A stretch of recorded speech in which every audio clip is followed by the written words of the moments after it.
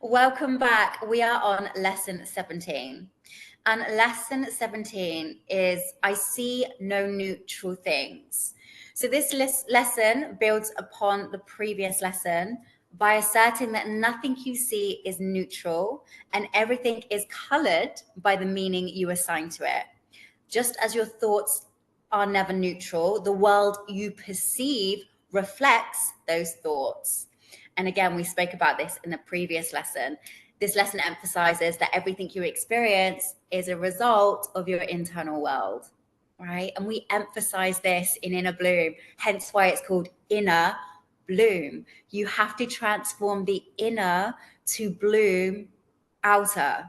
It's just the way it goes because everything is internal first. The cause to everything outside of you is internal. Outside of you is an effect. And this is what we're trying to help you understand. You are the cause. Outside is the effect. You cannot change the effect. You have to change the cause to change your reality. It's like, and let me give you an example of this. It's like going up to a mirror and trying to change a reflection of the mirror. It's like, oh, I don't feel like I look pretty today. So you're putting makeup on the mirror. You just don't do that. You cannot change the mirror. You have to change the way in which you are perceiving things and recognizing that you don't see things in a neutral way is how you start to change that, because you begin to recognize, okay, well, I'm not seeing this from a neutral way. So how am I seeing it? For example, there's a really good example here. You see a messy living room and immediately feel overwhelmed, thinking, I can never keep things under control. Why is everything always a mess? You are feeding what's known as now fear. You could love the mess. Mess is your kids playing, having fun. It's a lived in home, but you're choosing to give that mess meaning that isn't true. And that's not a neutral thought. Because you would just think, oh, it's a messy living room. That's a neutral thought. It's not. It's not a neutral thought. It's a fear-based thought because that comes from, oh, I never keep things tidy. Oh, I never have enough time to keep, oh, the kids are always messy, unraveling all those thoughts. Yeah. Rather than seeing it through the lens of love. And so, honestly, I think they all are powerful lessons. But if you can understand that nothing is neutral and you are either feeding fear or love, you will start to shift your thinking and the things that you say. And in time, that will shift how you feel. And in turn, that will shift your reality. Yeah. I mean, the key part is what you already said. The reason you see no neutral things is because you have no neutral thoughts. And the earlier lessons, we said, we said that all these things that we see have no meaning. And then all these things only have the meaning I give it. And again, the meaning we're giving it is based on these thoughts that Sammy said are all either creative or destruction, based in love or fear, based in power or war. And so, yeah, the things that we see are not neutral because of what the ego is projecting onto them. You pretty much said everything I had to say. There's one little thing I want to add because this stuck with me when I was reading over this lesson again in the course. And so I want to share it with you in case you either read, if for anyone who's actually reading from the book and along with it, or if not, it's still an important message. So in the book, it says, they're saying that thoughts precede perception. So thoughts are the cause and what we see is the effect. So what we see is our perception of what we're seeing, right? It's not the actual thing. So if it were not so, perception would have no cause and would itself be the cause of reality. Now, wait, hold on. I broke it down because I was like, wait a minute. I understand what it's saying, but like the words, that's why the course can be the words can be a little. So what it's saying is that the fact that perception, like you were saying, Sammy, about there's 8 million worlds, the fact that perception varies so widely, the fact that Sammy and I could be facing the exact same event, be sitting in front of the exact same thing, and we'd both be experiencing it completely differently. We'd both be seeing different things. We'd both be perceiving it completely differently, is evidence in itself, is proof in itself that the thoughts are the cause for how you're seeing the world, instead of the world being the cause for what's happening in here. That in itself is evidence. So for those of you who are still trying to decide, you not decide, but for those of you who are still dipping your toes in this, or for somebody who this is kind of a new idea for, or maybe you're still solidifying that understanding, that's one thing that you can look at is the very fact that we all perceive, we can be sitting in front of the same thing and perceive it completely differently, is evidence that the thoughts precede perception. It's not the thing, it's not the thing out there that's causing thoughts or that's causing perception, it's our thoughts.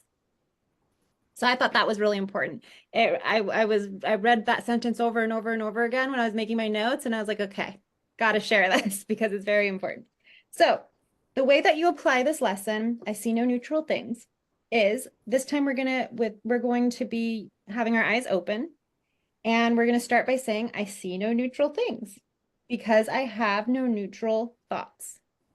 I see no neutral things because I have no neutral thoughts. Then you're going to look about you like we've been doing with your eyes, whatever it happens to land on, whatever you happen to, without picking out certain things, without leaving out anything, without trying to include every single little thing, so whatever your eyes happen to land on. And you're going to say, I do not see a neutral cup. I'm just looking around. So I do not see a neutral blank because my thoughts about blank are not neutral. So an example is, I do not see a neutral cup because my thought about cups are not neutral. I do not see a neutral computer because my thoughts about computers are not neutral. I do not see a neutral cat because my thoughts about cats are not neutral. I do not see a neutral painting because my thoughts about paintings are not neutral. I do not see a neutral hand because my thoughts about hands are not neutral. Again, like I said, do not pick or choose, do not discriminate, do not make one thing more important or more applicable than any other thing. And you'll do that approximately 3 to 4 times today for about a minute. Thank you so much for sharing that, Corina. And what was coming through was like so much judgment when we view things, right? For example, as women, right, we'll be in a room or walking past other women, and I want you to recognize how you view that person, because that will show you where your thoughts are based. For example, I noticed within myself, I used to look at other women through the lens of judgment. I would be like, oh, why is she wearing that? Or look at that, picking out the negative aspects in people. Why? Because that's the way I was viewing the world. Now, all of the work that I've done, I will look at other women and I'll say, oh my God, I love her hair. Oh my God, I love her dress. Oh my God, how beautiful is she? That doesn't take away from me. And I used to think that. But now I realize I'm able to see that because I feel that within, right?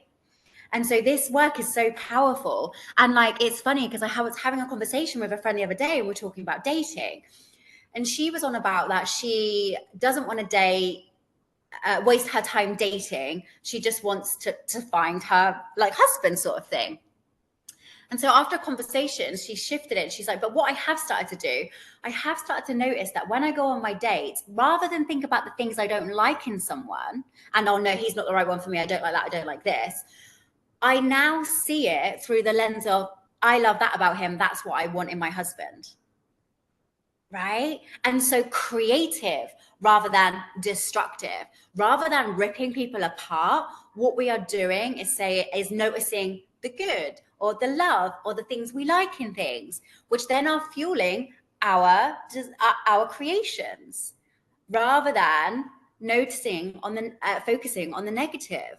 And I was just like, wow, that is so powerful. And I know so many women will be able to relate to that, even with your husband, right? Or your partner. you know, constantly noticing the negative things that he does, but what about the positives? And so again, it's just allowing us to recognize the wild thing is, right, hear me out. Because once you start seeing him, your husband, your partner, through the negative lens, that's what then you're continuing to feed. And so these lessons alone will shift your relationships, because you'll begin to see them through a different lens, which then means they start acting differently because you're seeing them differently. And what else is coming through is we never see the full picture. So whilst you think you know, you don't know. So whilst it looks like an unfavorable situation, you're going through a breakup, whatever, we're like, oh God, it's the end of the world, blah, blah, blah, blah. We can never see the full picture. You know that picture where like the little girl's holding onto this tiny little teddy bear and she's like, I want to keep this, God, I don't want to give it to you. And behind God's back, he has an even bigger teddy bear, an even bigger and better teddy bear, right? We only see one piece. We're only seeing this piece of the puzzle. We cannot understand the bigger picture. And so if we understand that, we can then give up the judgment on what we're seeing right in front of us. And one final thing, this was coming through so strongly, stop going to war with yourself. When you spoke about peace and war, I was like, most people feel these conflicts within, right? And you have to stop going to war with yourself. Nobody out there is trying to get you or hurt you or bring you down. It's the thoughts, the assumptions, the beliefs that you carry within that is potentially creating that reality in time, right? Because every thought is a cause which has an effect. So if you're thinking that, that's what's going to happen. So you have to change. And this is why I'm so passionate about this, because the entire academy is built around this. You have to change within. Nobody is out there to get you. It's you against you. I went on a bit of a tangent there, but all of these things have just coming in. I had to get them out. But if you've got nothing else, Corina, I'll shut up for that session. That was great. Thank you so much. Thank you. Bye.